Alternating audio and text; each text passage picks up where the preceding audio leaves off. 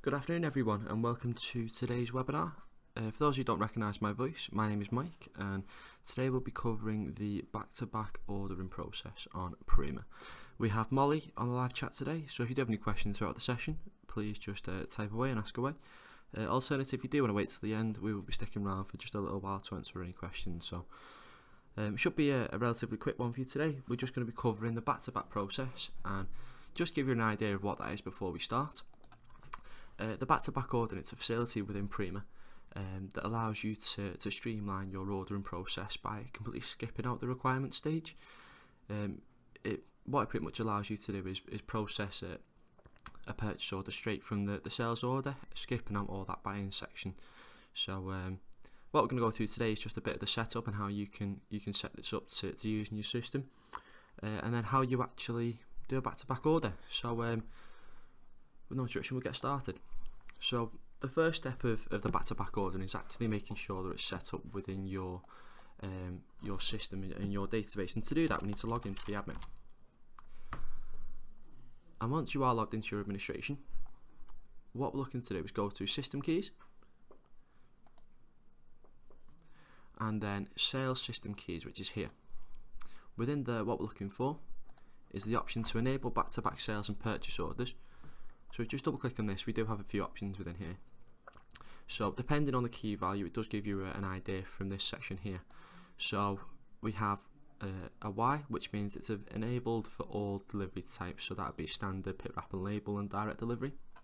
If it's set to D, it's for direct deliveries only, and if it's N, it's not enabled. So for the majority of these orders, it's going to be for direct delivery, but if you do want to, depending on how you want to do your purchase invoicing, whether you want to just have a single purchase invoice per your sales orders, you might want to enable this for all your direct deliveries, for all your delivery types, sorry, not just your direct, so that's your standard and your pick, wrap and label. But if you want to consolidate your purchase invoices and get some bit sort of larger invoices through sort of less frequently, then we probably recommend just doing the back-to-back order for your direct deliveries. So for this database, what we're going to do, we're just going to set it up for D, which means it's for direct deliveries only. So once we enter the key value on the right hand side, we just hit save and close, and that's it set up. All we're going to do, just log out, and now we're ready to start placing orders back to back. So if we just log into the client section,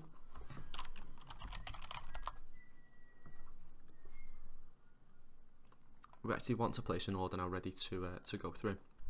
So if we just put an order on the system,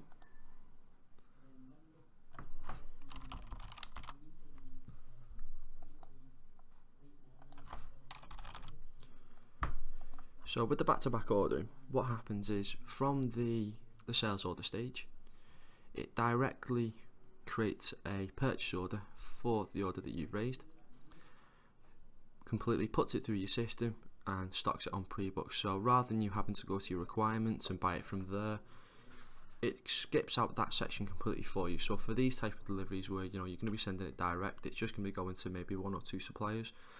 It's perfect. It makes it a lot easier for you to be able to place your orders this way. So if we just key a few items onto here,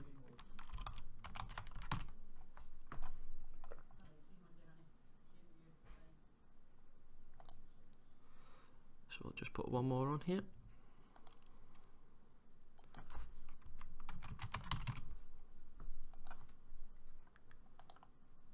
So once you've got your items on there, the first thing you want to do with a direct delivery, you will make sure that, well, say this custom Mike stationery has come through and you're going to send this direct to them. We'll go into the header detail and we'll change the delivery type in the header detail to direct delivery. Once we've saved it and we're all happy with the order, this is where we're ready to authorise it, and this is where it will go back to back. So if we just hit this authorise, because we've selected direct delivery, it brings up this back to back screen. So this is where you will control sort of all the options that you do have.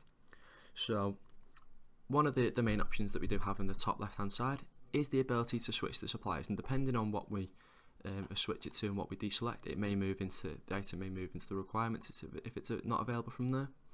But if we select it, it will remove into sort of the top section to be purchased. So this is where you can select the suppliers that you want to put the order through. So we remove that, you can see that the Q-Connect product goes into the bottom, and likewise for the 5-star it goes into the bottom. But you select the suppliers that you want, and then it will you'll be able to purchase them in the top section. Now, you are able to push items from your stock as well. So if we look at the very top line here, we do have a quantity available in stock. So if you wanted to push this from your warehouse, from the stock levels that you do have, rather than purchase it, you can just hit remove available stock, and it pushes it into the requirements below. So what would happen if we did authorise this back to back?